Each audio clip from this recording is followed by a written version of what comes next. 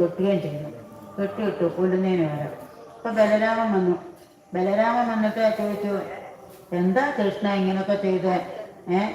നമ്മളെ ഇപ്പം ബന്ധുക്കളല്ലേ, രുക്മിണിയുടെ സ്വന്തം ഏട്ടനല്ലേ, ഇങ്ങനെയൊക്കെ ചെയ്യാൻ പാടുമോ?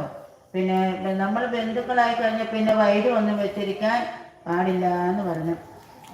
അത് കഴിഞ്ഞ് പിന്നെ രുക്മിണിയെ വിളിച്ചിട്ട് പറഞ്ഞു, രുക്മിണി, ഈ ക്ഷത്രിയന്മാരായാൽ ഇങ്ങനെയൊക്കെയാണ്, ഇത് ശാസ്ത്രധർമ്മമാണ്. പിന്നെ ഓരോരുത്തർ അനുഭവിക്കുന്ന അവരുടെ കർമ്മഫലങ്ങളാണ്. ഇങ്ങനെ ഓരോ തത്വങ്ങളൊക്കെ പറഞ്ഞ് രുക്മിണിയെ സമാധാനിപ്പിച്ചു. ഈ രുക്മിണി പിന്നെ എന്താ ചെയ്തത്? നേരെ കുണ്ഡലത്തിൽ കയറാൻ പറ്റില്ലല്ലോ. സത്യം ചെയ്ത് രുക്മിണിയെ കൊണ്ടുവന്നില്ലെങ്കിൽ ഞാൻ ഈ കുണ്ഡലത്തിൽ പ്രവേശിക്കില്ല എന്ന് ഉറപ്പിച്ച് സത്യം ചെയ്തു. അത് കാരണം കുണ്ഡലത്തിൽ കയറാൻ പറ്റിയില്ല. പിന്നെ എന്ത് ചെയ്തു? ഭോജകടം പറഞ്ഞ് വേറെ ഒരു സ്ഥലത്തൊരു കൊട്ടാരം ഉണ്ടാക്കി അവിടെ അങ്ങനെ താമസിക്കാൻ തീരുമാനിച്ചു. കൃഷ്ണൻ എന്താ ചെയ്തത്? പിറ്റേ ദിവസം രുക്മിണിയെ കൊണ്ടുവന്ന് നല്ലൊരു മുഹൂർത്തത്തിൽ ദ്വാരകയെ കൊണ്ടുവന്നുകൊണ്ട് വിവാഹം കഴിച്ചു. ആ വിവാഹം എങ്ങനെ ഉണ്ടായിരുന്നു? ഓരോ വീടുകളും ദ്വാരകയിൽ എത്ര വീടുണ്ടോ ആ മഹോത്സവം എല്ലാ വീട്ടുകാരും ആഘോഷിച്ചു എന്നാണ്. തഥാ മഹോത്സവോ നൃണാം യദുര്യം ഗൃഹേ ഗൃഹേ അഭൂത അനന്യഭാവാനം കൃഷ്ണേ യദുപദോന്നത. ആ യാദവന്മാരുടെ രാജാവായ ഭഗവാൻ ഞങ്ങളുടെ സ്വന്തമാണ് എന്ന് പറഞ്ഞിട്ട് ഗൃഹേ ഗൃഹേ ഓരോ വീട്ടുകാരും ഈ ആഘോഷം അങ്ങനെ ആഘോഷിച്ചു. ആ മഹോത്സവം നരച്ചമുദിത പ്രമിഷ്ട മണിമുണ്ടല. നാരന്മാരും നാരികളും നല്ല പട്ടുവസ്ത്രങ്ങളും ആഭരണങ്ങളും ഇട്ട് എത്ര ഒരുങ്ങാമോ അത്ര ഒരുങ്ങി കൃഷ്ണൻ്റെ വിവാഹ പന്തൽ എല്ലാവരും എത്തി.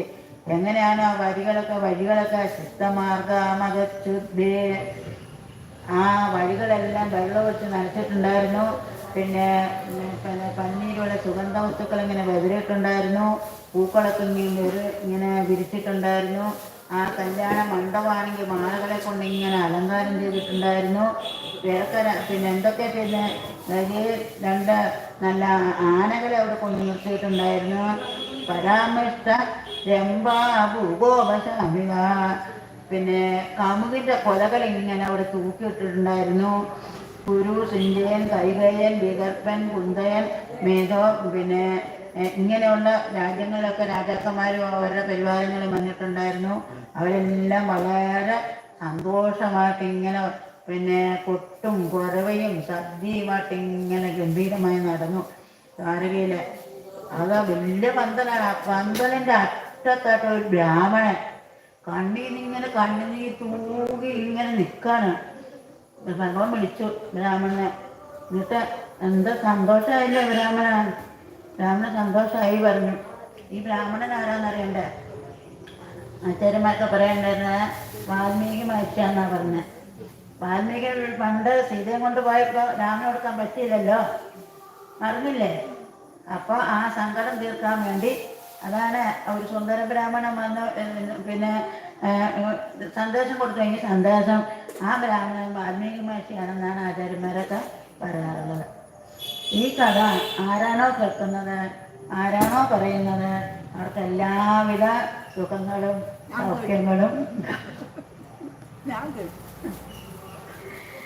അങ്ങനെ കൃഷ്ണൻ ശ്രീയപ്പയായ കൃഷ്ണന് ആ രുക്മിണിയോട് സുഖമായിരുന്നു. നമുക്കും സുഖമായിരിക്കും. ആരോഗ്യം തന്നെ ഭഗവാനെ പറയാം.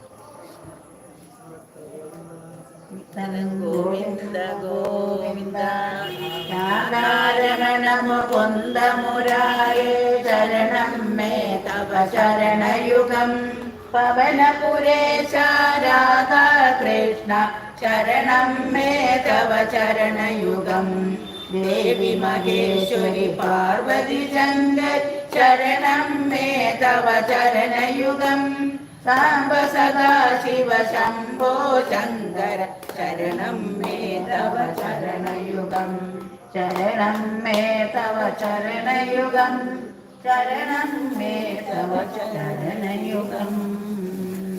സർവത്ര ഗോവിന്ദനാമ സങ്കീർത്തനം ഗോവിന്ദ ഗോവിന്ദ